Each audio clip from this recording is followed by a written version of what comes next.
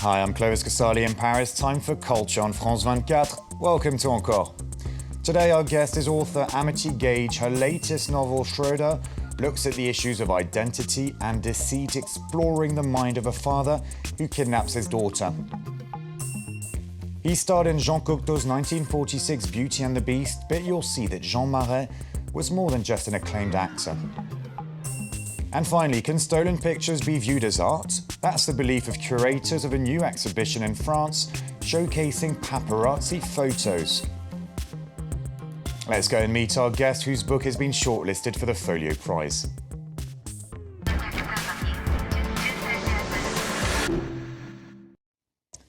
And so we welcome to the set American author Amity Gage. Her third novel, Schroeder, explores the mind of a man who goes on a road trip through New England after kidnapping his daughter. In a letter to his ex-wife, he provides some answers, and slowly the reader discovers elements of this man's upbringing. Amity Gage, thanks for being here. Thank you so much for having me. Would you say that your character Schroeder is a compulsive liar, a dangerous man, or is it slightly more complicated than that? It's more complicated than that. I definitely wanted him to be someone who is maybe 4 or 5 mistakes away from what I would do. Somebody who is really under pressure because of his lie. He tells this lie that when he's 14 years old, he goes to a summer camp and pretends to be a member of the Kennedy family. And the truth is he's not. He's Eric Schroeder, a German immigrant who just is feeling lonely and wants to fit in. So he creates this identity. And the starting point of the writing process was, for this novel, was an article you read on a man called, known as, I should say, Clark Rockefeller, labeled by Time magazine one of the top 10 imposters. Tell me more about him. He's a great imposter. I don't know that much about him, considering I just read a short article about him in 2008 when he was arrested for kidnapping his daughter. And I thought to myself, what an incredible story. Here's an East German pretending to be a Kennedy who loves his daughter. And he said when he was arrested that his time with his daughter was the happiest days of his life. So I started to wonder, can somebody who's so deceitful actually really love his daughter? And so I wrote Eric Schroeder, and as someone who really does love his daughter, so I don't think of him at all as a monster, just as someone who makes a lot of mistakes. A lot of mistakes. And like Clark Rockefeller, Schroeder was born in Germany, and you say that he failed to adjust to the American style of life, and it seems that you feel that when you're an immigrant and you move to the US, you always feel like an outsider. Was that possibly drawn from your mother's own life experience? She came from Latvia, didn't she? That's right. In fact, the book is personal in that way because I'm really writing my mother's story because, like my character Eric, she came to the United States when she was an adolescent, and that's such a vulnerable time in life where you feel so easily embarrassed. And so then you have an accent and you don't dress correctly. So in my case, I just exaggerated that situation and made my character Eric pretend to be somebody else. And this is your third novel, but you started writing and being published, actually, very early, when you were only 16, I believe. Can you tell me about that experience, those times? I wrote a book of poetry and photography and took photographs to illustrate them and published it when I was 16, which was a very strange thing to do, really, but I had the encouragement of my father. And my father was sort of my manager. Mentor? A mentor. And we had a very wonderful relationship, but of course a slightly different one because he was really saw me as like a young professional, which I appreciated and has helped prepare me for this moment. Amity Gage, I'm sure I'm going to surprise you with the report that's about to follow on someone who also enjoyed children's literature. He's a legend in French cinema. It was Jean Cocteau's partner, and his name is Jean Marais. Besides starring in several 20th century masterpieces like The Beauty and the Beast in 1946, Jean Marais did sculpture and drawings for children's books.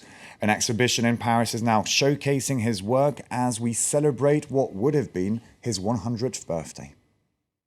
Delving into the private life of French actor Jean Marais, he wrote and illustrated children's books using a technique that recalled miniatures from the Middle Ages. If I had to define Jean Marais using only one word, I'd say purity. I think that's something you can feel in all aspects of his work, especially in his drawings.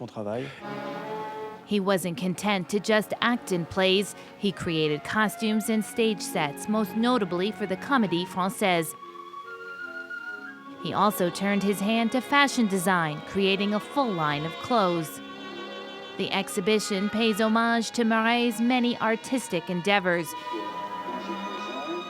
He was a prolific sculptor, very influenced by the Surrealist movement, his companion Jean Cocteau, and by Picasso. I refuse to use a lot of color. I like the soil too much.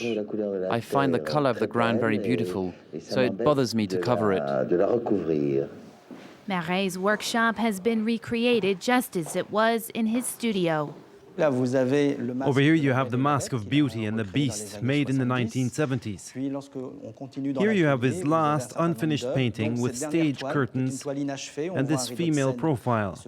These are his brushes, his easel and his palettes, and of course, his tree paintings, which are a symbol of life. Also on display, never-before-seen private photos of Marais and his life, his personal journals, and of course, clips from his films.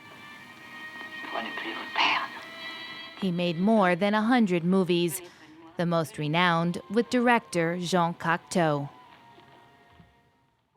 Amity Gage, at university, you studied literature and theatre. You're now a writer. Do you consider possible, do you envisage possibly becoming a playwright at one point of your career? Well, my first novel, Oh My Darling, is very much like a play. It's just two characters talking and arguing a lot. And I do love writing dialogue. There's a lot of dialogue in Schroeder, but I really started as a poet, actually. And I think that something that you notice with my writing is the attention to the detail or the line-by-line writing, the way that a poet takes attention with that. Well, let's go a bit personal here. Okay. In an interview, you once said that it's a very American desire to divulge everything and that you have to refrain not to do so. You like to talk about yourself and express your feelings. Do you think it's vital for authors, actors, public figures in general to safeguard their private life? It's absolutely vital to safeguard your private life. I can't speak for a movie star. I know that as a writer, you are writing very deeply personal things, but you're putting them in a kind of fictional sort of shadow play. So you can hide a little bit behind the stories that you make up, but they're always deeply personal. Well, as I'm sure you're aware, paparazzi photographers believe that when you're famous, you have no choice really but to find yourself on the front pages of magazines. In other words, it's the price to pay for being a celebrity. Now, paparazzi pictures are considered an art by some, as you're about to see with this report by Hala Mohieddin. Jostling, blinding lights and deafening screams. These are the hurdles that celebrities must face when running the gauntlet of the paparazzi. It's an aggressive career most commonly associated with the gutter press. But is it art? A provocative new exhibition in Paris would suggest it is. Featuring prominent icons throughout the ages, the exhibits don't shy away from controversy. The quality featured, paparazzo argue, is no bad thing. Paparazzi shots, they say, are the last domain of photography, which has not yet had the honour of appearing in museums. Exhibiting in a place like this, you have to push the boat out. You have to provoke people. Art is about scandal. It's about provocation. One fellow paparazzo is no stranger to scandal.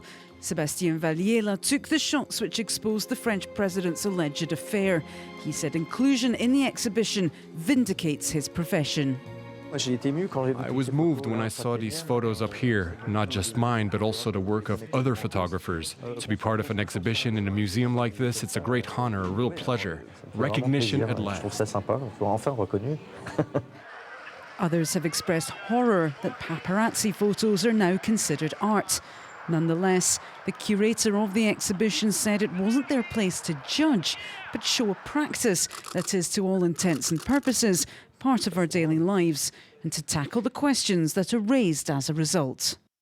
Most paparazzi are men, and the majority of their subjects are women. This reflects a lot of the violent machismo of our society. The evolution from the refined shots of yesteryear to the vulgar and violent shots of today prove this point. What remains undeniable is that the profession is once again firmly in the spotlight. Amity Gage, do you think that's art? Those stolen pictures of celebrities that reach high prices when they're sold? I do. I think that you should be able to take pictures of anything or write about anything. That's a function of art. Well, thank you very much for coming to see us here in our Paris studios.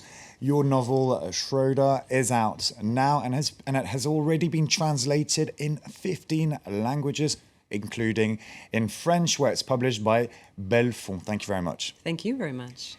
We now wrap up the show with an exhibition in London on kinetic art, three-dimension pieces with a psychedelic twist.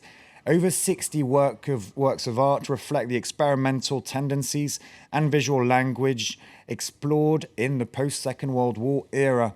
Behind this event is auction house Christie's. Thank you all for watching, and don't forget you can follow us on our social networks and on our website. See you soon. Thank